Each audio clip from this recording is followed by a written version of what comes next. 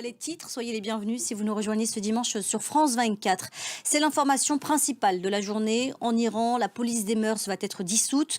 Annonce du procureur général Mohammad Jafar Montazeri.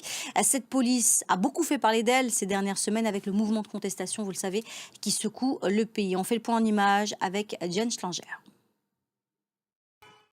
Alors, quelles seront les conséquences de cette dissolution sur le long terme en Iran? On a posé la question à notre invité Karim Laïjli. Il est président de la Ligue iranienne des droits de l'homme.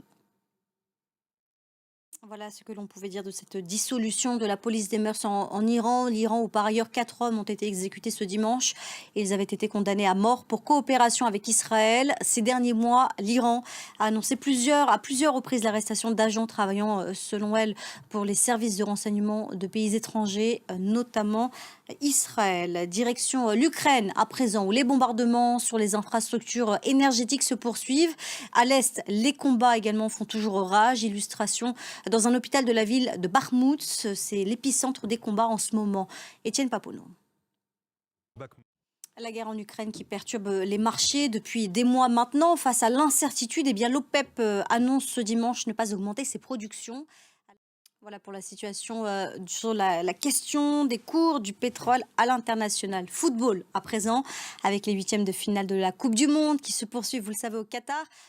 Nous avons visiblement un petit problème de connexion avec notre journaliste Marc Pope. L'occasion pour nous tout de même de se parler un peu football. C'est donc la France qui affronte la Pologne. La France qui part sur le papier favori, hein, on le sait. Mais il faut tout de même se méfier des autres adversaires. On a tous en mémoire justement le match face à la Suisse. C'était durant le dernier Euro qui avait montré qu'il fallait toujours rester vigilant, notamment avec les pronostics. On va parler maintenant du reste de l'actualité internationale avec l'Indonésie où le volcan Semeru est entré en éruption ce dimanche. En attendant, chers téléspectateurs, c'est la fin de ce journal. On se retrouve dans 20 minutes à peine. À tout à l'heure.